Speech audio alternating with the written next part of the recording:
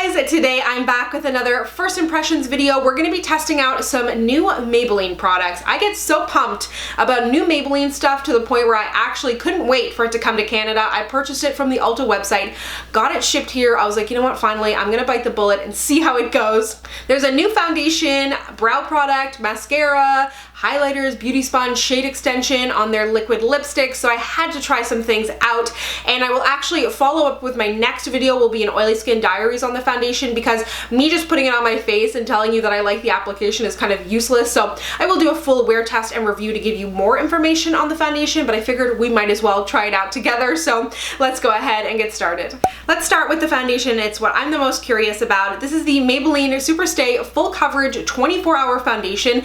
They actually had this out years ago and I really liked it, but I don't know if they pulled it from the shelves and put this one out, and they're not really saying that it's reformulated, so I don't know exactly what's on the go, but it's in a bit of a different bottle, more similar to the Maybelline Fit Me, and it actually has a pump, which I wasn't expecting, so that is really nice to see. Good to see that they're listening to the consumers when we say we want pumps. I'm wearing the shade 330 Toffee, which is what I wear in the Fit Me. I also wear 315 as well, and I'll have a blog post linked down below with shade comparisons to other foundations if you're curious to try and find your match. On the Ulta website, it retailed for $15.27, and I don't have any information on Canadian launches for this just yet, but I would assume it's going to be sometime in 2018. So I'm going to bring you in and put this on my face. They have also released a sponge. This is their Face Studio Blender. It has a little bit of a unique shape. It's kind of got two bubbles on it and then this flat side. This was $7.20 something, and when I filled it with water and kind of wrung it out, it feels quite good. Super bouncy. Doesn't feel as soft as a beauty blender, but it feels close. So I'll start on this half of my face and try it with the sponge, and then maybe we'll try a brush on the other side. Definitely a little bit smidge dark for me. Also, if you're curious, if you're Canadian and wondering about shipping from Ulta, it was actually quite a good experience. I used like the border free, and it charged me my duties and taxes prior, so when it showed up there was no surprise.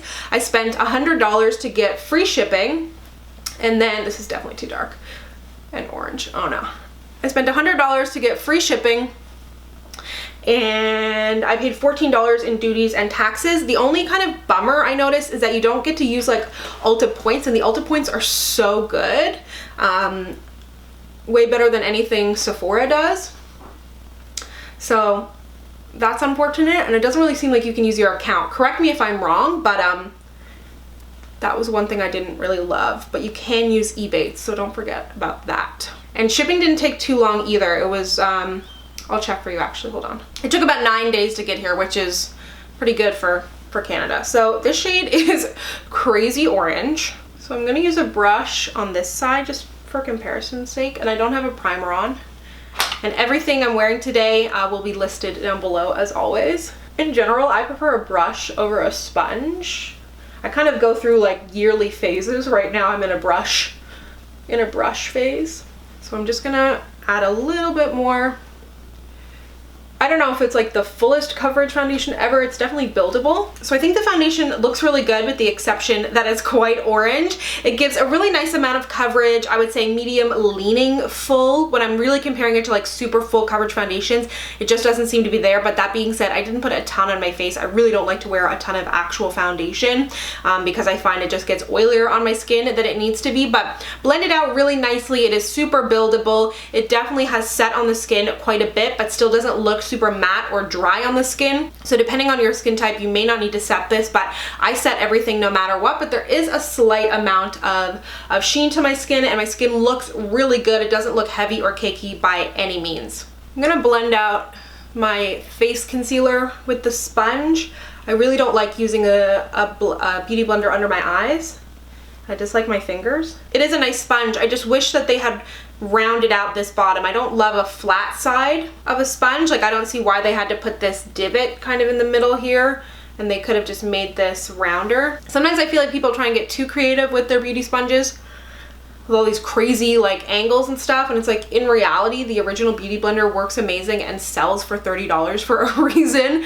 So I mean, I'm not saying like flat out copy them, but you don't need to get like so crazy with it. So I brought you in to tackle my brows, and this is a part of the Total Temptation line, which seems to be new to them. So this is their brow definer. I'm using mine in the shade Soft Brown. I like to go a little bit lighter on my brows, and this was $10.17 Canadian and comes in 4 different shades.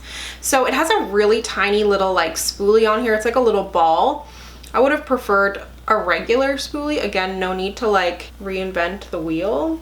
It's kind of good for like fluffing. Like I have been going for like a more dimensional brow, I guess you could call it, with like fluffiness towards the front. So it's good for that, but it's just like, it just takes longer to brush out my brows than necessary. And this has a really like kind of different shape on it. It's teardrop. Not totally sure what the benefit is for that, but in looking on the Ulta website, it says that the spoolie is meant to like kind of blend and give a softer brow. So I can understand that. It's not really to like tame them. So I get where they're going with that for sure. So this feels like a little bit softer than brow pencils that I'm used to. So I'm really trying to go lightly, because for me, I'd rather a brow pencil be a little bit stiffer so I can build it up, but I love the color. And as I'm using it lightly, it is really nice. Okay, so this is what I like this ball for. If you've watched me do my brows before, I often do this kind of thing with my finger. Oops, wrong end. That could have went bad. So this is really good for that, for kind of like diffusing out the front of my brow. So I actually do really like that. But I would find myself potentially reaching for another spoolie to comb out my brows before using this product. But I do, like a weird spoolie is not the deal breaker for me, and it actually is kind of unique and it does what it says. So I really like this brow product. Just go lightly. Moving on to the Total Temptation mascara. Super excited about this. I absolutely love Maybelline mascaras. This has the kind of brush that is really appealing to me, and the packaging is gorgeous. It's kind of this soft matte nude, and this retailed for $12 on the Ulta website. It says it has a whipped formula with coconut extract in there, which is super interesting. So let's put it on. Like, oh wow. Okay, so holy crap, look at that. That's after like one light layer. Like there's a ton of product on this brush. So I can see this potentially getting clumpy pretty quickly, but I like riding that fine line. I'm okay with that. Wow, I've never put on a mascara that's done that before. Just like bam, right out the gate.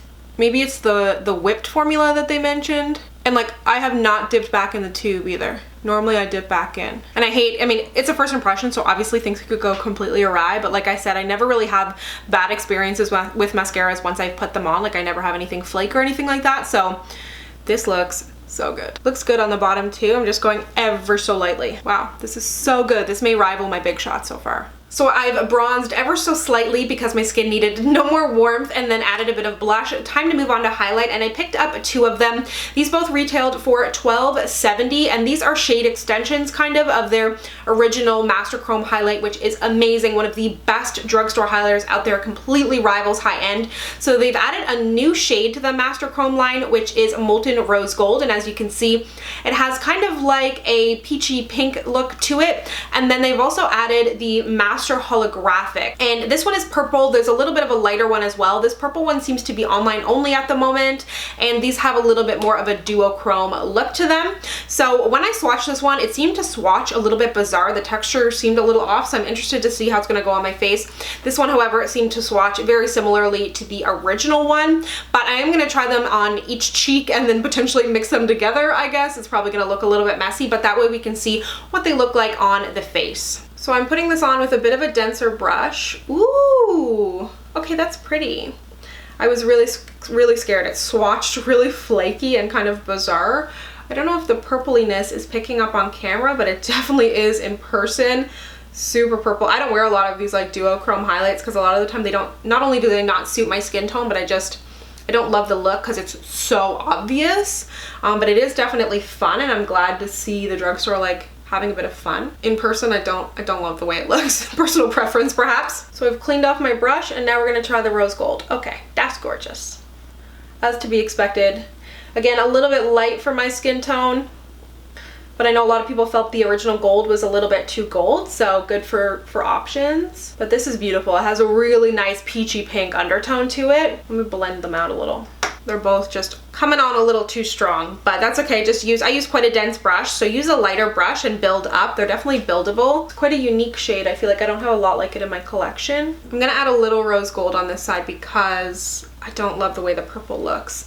It just, when you put purple on your face, when it doesn't hit the light, I feel like it can get bruisey really quickly and just look purple and flat on your skin if it's not always hitting the light, which obviously it's not always going to hit the light. That's really no fault of the highlighter, like that's what it's intended for, and it's like 100% personal preference. But like this side to me is just much better. Lastly, they've released 10 new shades of the Superstay Matte Ink, and I'm so excited. I love these lipsticks. I haven't talked about them a ton. I meant to do a lip swatch video and then I kind of forgot about it. And now I'm gonna try and see if I can get my hands on all of these and do a huge lip swatch video on all of them. But they're definitely a super long wearing lipstick. The red one is actually like my dinner red. So I'll wear that to dinner if I feel like wearing a red lipstick to dinner. It's a little bit risky, but I do really love the formula on these. It's a little bit of an interesting formula because it's almost like they don't dry down completely. You do get a little bit of transfer, but for whatever reason, they really seem to stay on your lips. And I wouldn't say they all go 100% matte, and there can be a little bit of stick to it. So for me, I don't mind any of those things. I love them. I think they're phenomenal, but that is something to keep in mind depending on what you're looking for in a liquid lipstick. Something I am really happy to see is that they've released a bunch of different shades, some that are really, really unique and others that are just more variations on nude, because that was one thing I felt was missing in their original launch, was they had a shade called like Lover or something, and it was really almost kind of like a dusty pink shade, which is not something I can easily throw on without a lipstick. But because I love the formula on these, I really wanted something that I could more easily throw on. So I picked up the shade Amazonian, which looks like a little bit of like a brownie, nudie, rusty thing. So let's try it. The scent seems the same. These are super full of pigment. Nice applicator as well to get precise. One thing I will say about these is if you want to layer, just be careful because it is a bit of a thicker formula. Things can kind of move around a little bit if you try and layer it up too much. So try and get an even coat in your first go. If not, potentially let it set a little bit and then go back in so you're not removing product for a second layer. But I love this color. So far so good on all of these first impressions. I'm really, really happy with how the foundation looks. The mascara is incredible so far. The brow product I really like as well. I could probably go for it being a touch drier, but I do actually, I'm kind of coming around to that weird round spoolie. I did really like it for the front of my brows. As for the beauty sponge, I thought it was good. Definitely one of the best drugstore beauty sponges I have tried. Still not as good as the Real Techniques or the Beauty Blender in my opinion. Partially because of the shape of it I don't love, and then partially because of the actual squishiness, but it is good. I definitely will use that again. As for the highlighters, I do not like this purple one really. It has a little bit of a shimmery glitter in it, not glitter, something really, really fine, and I do not like being able to see that on my skin, and just the shade of it as well is a little bit off for me. And I know that this kind of like purple highlighter thing is really big right now, and some people are into it and some people can really rock it, especially on Instagram. Definitely looks good with like some filters and great lighting, but for me every day I don't see myself reaching for it. But this I do really like. It's a little bit of an interesting shade, it's a little bit different, and the formula is beautiful. It's much smoother, there's no glitter in there, no shimmer, just a really nice kind of wet look on the skin. And then as for the lip product, I already know that I really love this formula and I'm really, really enjoying this shade as well. This is something that I can see myself reaching for a ton. It is a really nice kind of interesting neutral shade that's not too nude, it's not too brown, and I know that I really like the wear time on these as well, so I'm really curious to try out the rest of these shades. Anyways, I think that means I should probably wrap this up. Thank you so much for watching. Let me know what you are excited about in this new Maybelline launch, and be sure to stay tuned for my foundation review. I'm actually collaborating with another Canadian creator. She's going to be doing a dry skin review. I'm going to be doing an oily skin review, so it's going to be lots of fun. Stay tuned for that. If you'd like to connect with me, you can find me on Instagram, Twitter, and Snapchat at SamanthaJaneYT, and I'll see you guys next time. Bye!